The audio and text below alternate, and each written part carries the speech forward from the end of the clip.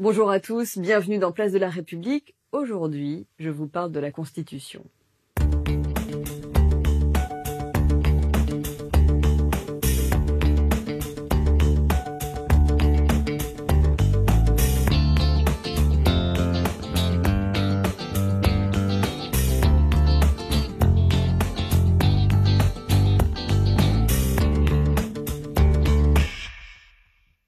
Il existe un texte plus important que tous les autres, un texte fondamental et pourtant mal connu. Ce texte, c'est la Constitution, qui définit, qui organise notre vie collective et notre gouvernance.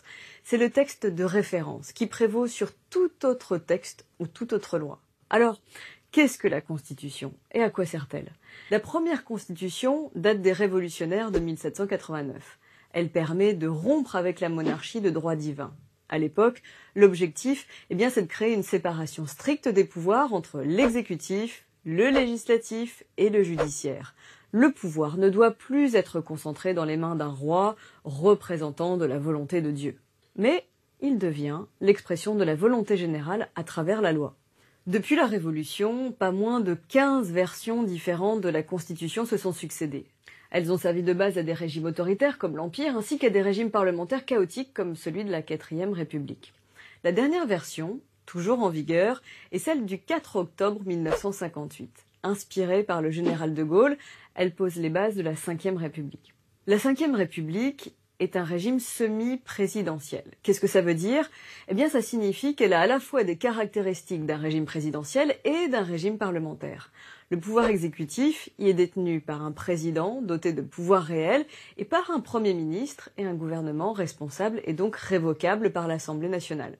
À tout moment, le vote à la majorité absolue d'une motion de censure par les députés peut renverser le gouvernement. Avoir une constitution, c'est bien, mais encore faut-il qu'elle soit respectée. Et pour ça, la 5e République a inventé un gardien, le Conseil constitutionnel. Il vérifie que les textes juridiques, comme les projets de loi, ne contredisent pas la Constitution. Alors au départ, en 1958, seul le président de la République, le Premier ministre et les présidents des deux assemblées avaient droit de faire appel à lui. Mais au cours des années 70, le Conseil constitutionnel devient de plus en plus puissant. Il peut être saisi par 60 députés ou 60 sénateurs. Et le contrôle de la conformité des lois à la Constitution est aussi élargi aux libertés et aux droits sociaux de la Déclaration des droits de l'homme. Dans les années 2000, son importance continue de grandir. Désormais, la Charte de l'environnement, qui stipule que chacun a le droit de vivre dans un environnement équilibré et respectueux de la santé, est intégrée à la Constitution. Surtout, chaque citoyen peut désormais faire appel à lui. Oui, si vous estimez qu'il y a une atteinte à vos droits fondamentaux, vous pouvez saisir le Conseil constitutionnel. La Constitution est loin d'être figée et abstraite, comme on peut souvent le croire. Depuis 1958, il y a eu des dizaines de révisions constitutionnelles pour faire évoluer nos institutions, par exemple. La révision constitutionnelle de 2008 a élargi les pouvoirs et les missions du Parlement, en particulier pour l'évaluation des politiques publiques. Elle a créé un nouveau type de référendum. 1/5 des membres du Parlement, soutenus par 10% des électeurs inscrits, peuvent décider d'organiser un référendum d'initiative partagée. Mais notre système politique continue à faire l'objet de débats et certains appellent même à une 6e République. La réflexion est toujours en cours pour adapter au mieux le cadre juridique de la Constitution à notre société contemporaine. Alors, à quoi sert la Constitution? Experts et politiques nous donnent leur point de vue. Fleur Jourdan, avocate. Jean Garrigue, historien. Léo Combrade, constitutionnaliste. Fabien Matras, député La République En Marche du Var. Emmanuel Cartier, constitutionnaliste. Hugues Rançon, député La République En Marche de Paris.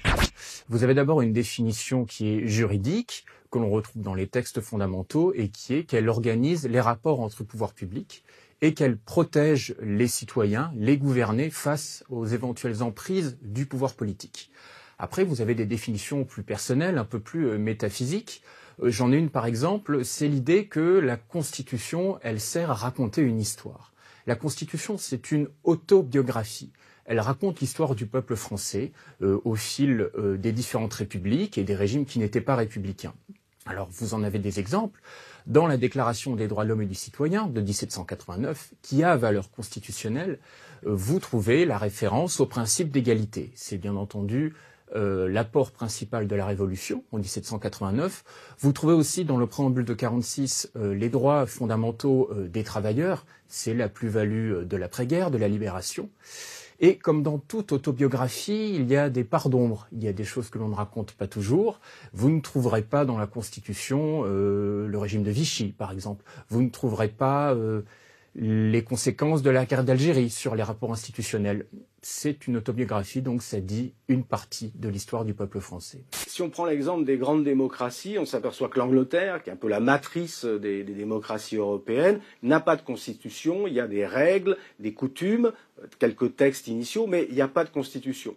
On s'aperçoit que l'Allemagne, l'Espagne ont eu très très peu de constitutions dans leur histoire, et que seule la France a eu 11 constitutions, sans compter les lois constitutionnelles de 1875 ou les chartes de 1814 et 1830.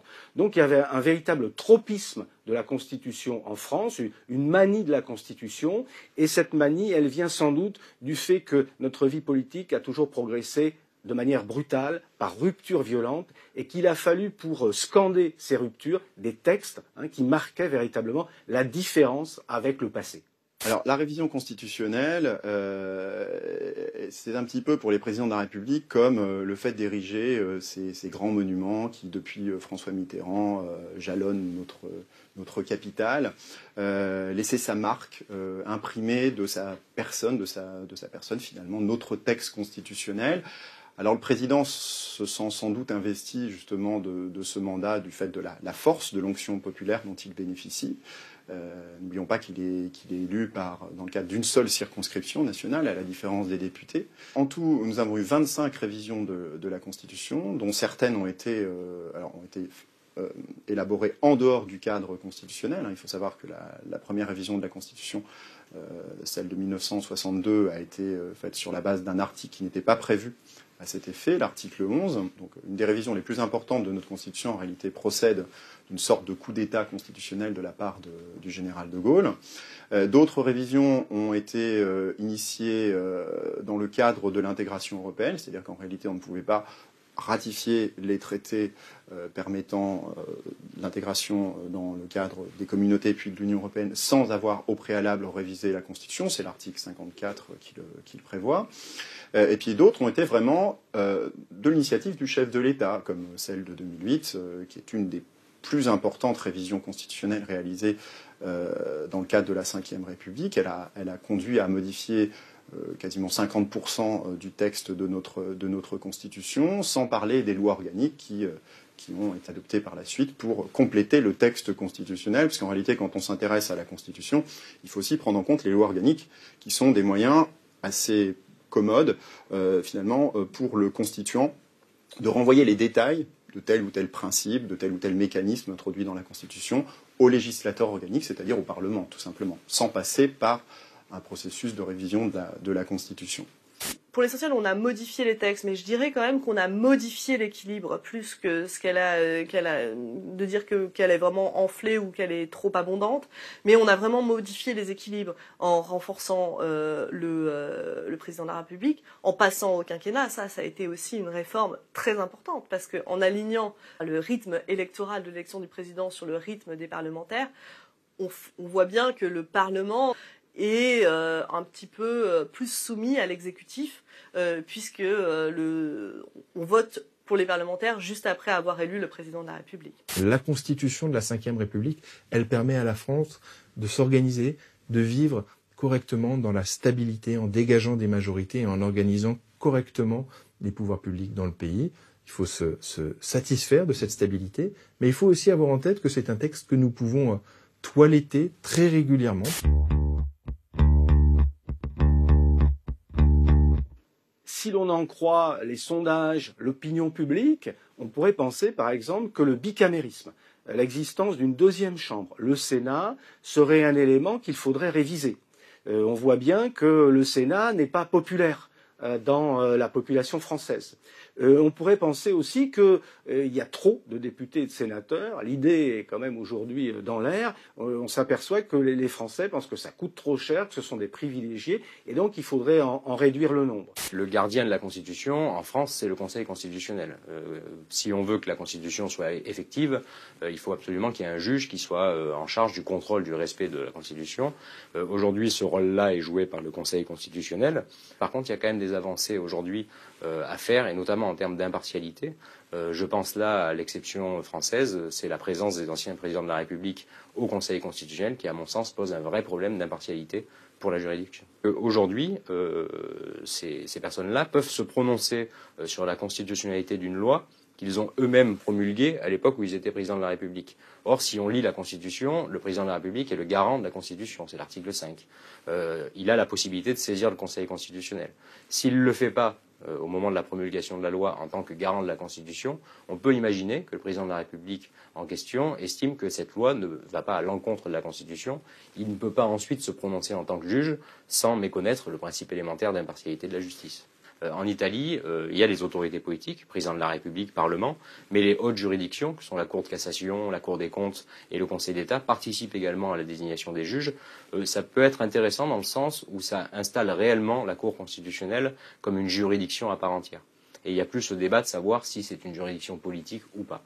Je pense que c'est des questions qu'on pourrait se poser, en effet, pour renforcer le rôle du Conseil constitutionnel. Sur l'aspect peut-être du préambule, ou en tout cas des grandes notions qui sont adossées à la Constitution, on pourrait réfléchir à introduire des principes qui, en réalité, existent dans la France d'aujourd'hui. On parle d'environnement, bien sûr, on peut parler de numérique, on peut parler d'engagement. Il ne s'agit pas de reconnaître ces principes pour les reconnaître, il s'agit de les incorporer dans le bloc de constitutionnalité pour que, in fine, il puisse en découler une nouvelle jurisprudence constitutionnelle et que ce soit un pan majeur de l'action législative et publique en France. Ça, c'est un point essentiel dont on ne parle pas assez. Et puis, il y a tout un tas de sujets à aborder aussi. La réforme du Conseil supérieur de la magistrature, qui n'a que trop duré.